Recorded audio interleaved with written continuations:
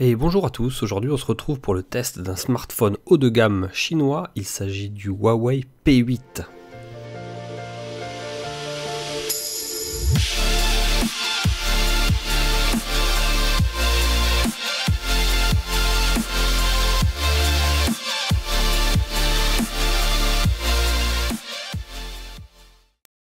Alors tout d'abord, il faut que je signale que j'ai dû me battre pour avoir ce téléphone. Huawei devait m'en envoyer un, puis ils ne m'ont jamais envoyé, donc j'ai dû me débrouiller un peu tout seul.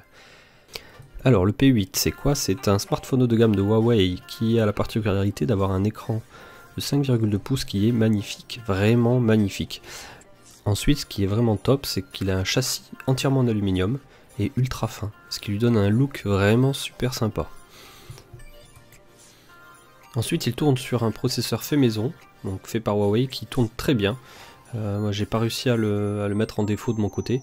Il a toujours fait tout ce que je lui ai demandé de faire et aussi rapidement qu'un autre téléphone qui serait sous un processeur Qualcomm. Il a aussi 3 Go de RAM, ce qui aide aussi pas mal à avoir pas mal d'applications ouvertes en parallèle. Et ça, c'est plutôt bien. Comme tous les smartphones chinois, il a une surcouche assez particulière. Qui ne ressemble pas vraiment à ce qu'on a l'habitude d'avoir sur les Android Nexus, etc. Un bureau qui ressemble un petit peu à MIUI, donc un bureau où on n'a pas de raccourci pour afficher toutes les applications. Il va falloir ranger toutes les applications dans des dossiers directement sur ce bureau. Donc ça plaira pas forcément à tout le monde, mais il n'y a pas de problème là-dessus, puisqu'on peut toujours changer le bureau et le remplacer par un autre launcher comme Nova ou d'autres launchers particuliers. Alors, un des gros points forts, je le disais dans l'introduction, c'est l'écran. L'écran est vraiment magnifique. Alors il s'agit d'un écran Full HD et non Quad HD. Donc moi personnellement je trouve que le Full HD est largement suffisant sur l'ensemble de smartphones, y compris sur les smartphones qui ont 5,5 voire 6 pouces. On a du mal à voir finalement la taille des pixels sur du Quad HD. Donc pour moi globalement cet écran est un avantage par rapport à la concurrence qui a des résolutions plus importantes et qui a aussi des consommations un peu plus importantes. Comme les ROM de chez Xiaomi, donc on a beaucoup d'options dans cette ROM. Il est possible de customiser énormément de choses, autant sur l'aspect consommation que sur l'aspect mise en veille de certaines applications, des autorisations aussi particulières. Donc on peut vraiment rentrer dans le détail.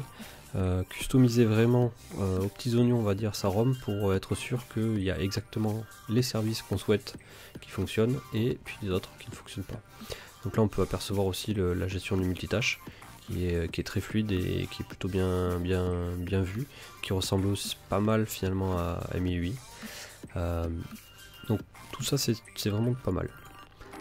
En termes de performance, autant sur le web que dans les applications, j'ai trouvé le smartphone vraiment très réactif.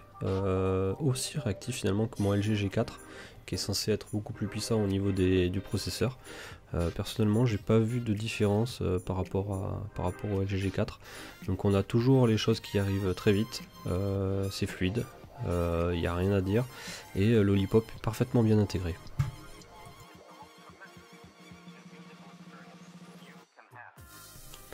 Si on s'attarde maintenant sur l'appareil photo, on peut dire que j'étais un petit peu déçu parce que Huawei avait vraiment survendu en fait l'appareil photo en disant que c'était sûrement un des meilleurs appareils photo, etc.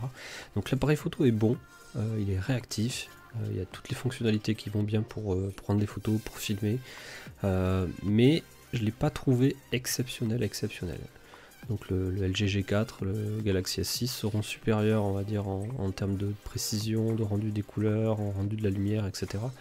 Mais on est quand même sur quelque chose de vraiment très honnête sur le Huawei P8, ce qui veut dire que globalement, pour quelqu'un qui prend des photos assez souvent avec son téléphone, ça marche bien, ça vous plaira. Par contre, pour quelqu'un qui est très exigeant sur l'appareil photo, il prendra plutôt le Galaxy S6 ou le LG G4, qui sont vraiment les deux références aujourd'hui sur les appareils photo Android. Au niveau des performances multimédia, il a déjà une très bonne sortie jack, donc si vous avez un bon casque audio, vous allez pouvoir en profiter pour écouter de la bonne musique là-dessus, et ces haut-parleurs sont tout à fait corrects, donc son haut-parleur, il n'y a qu'un seul haut-parleur d'ailleurs, mais le haut-parleur est tout à fait bon, pour regarder des petites vidéos YouTube, des séries, on va dire, en mobilité, c'est pas trop mal. Donc là-dessus, rien à dire, le haut-parleur est bon, la sortie audio est bonne. on n'est pas quand même du niveau du Nexus 6 qui a double haut-parleur stéréo en façade. Là on a juste un haut-parleur mono, donc c'est pas mal sans être non plus génialissime. En bonus, j'ai réussi à acheter ce petit accessoire qui est officiel, qui est vraiment pas mal. Je l'ai payé 35 € il me semble en boutique Orange. C'est la housse officielle Huawei qui a une ouverture un peu comme le LG G3 et LG G4, une ouverture qui permet d'afficher l'heure et quelques notifications il me semble, et qui déverrouille l'écran lorsque l'on ouvre le capot. Donc c'est un accessoire qui est pas mal, donc tout en cuir, qui est de qualité, qui fait bien fini. Donc tout de suite avec un accessoire comme ça on a l'impression d'avoir vraiment un appareil premium. Ça plaira ou ça plaira pas. Moi personnellement je le trouvais pas trop mal. Il y a aussi des trous pour le haut-parleur, donc pour pouvoir appeler avec le clapet fermé, puis on voit le petit rappel Huawei ici, donc ça met bien en valeur le téléphone. Je trouve que c'est plutôt une bonne chose, un petit peu cher peut-être, 35 € pour un accessoire de ce type là, mais c'est quand même pas mal. Au niveau autonomie, on est sur quelque chose de standard, tout à fait correct. On a une petite batterie, 2600 mAh par contre. Elle tient plutôt longtemps je trouve, elle est aussi endurante finalement que sur mon OnePlus One je trouve. Donc elle se rechargera vite puisqu'elle est petite, et puis elle tiendra longtemps. Là je vous fais une petite démo aussi d'une fonction qui était pas mal, qui permet de faire des captures d'écran en touchant juste avec le coin du doigt l'écran. Ça permet de faire des captures d'écran, c'est plutôt malin. Je sais pas trop comment ça fonctionne derrière.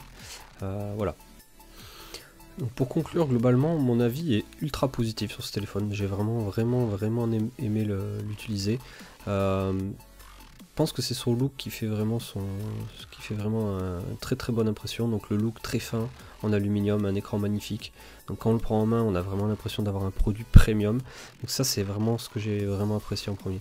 En deuxième, j'ai bien aimé aussi tout ce qui est appareil photo, la batterie. Donc là-dessus, il n'y a pas de mauvaises notes, de fausses notes de la part de Huawei.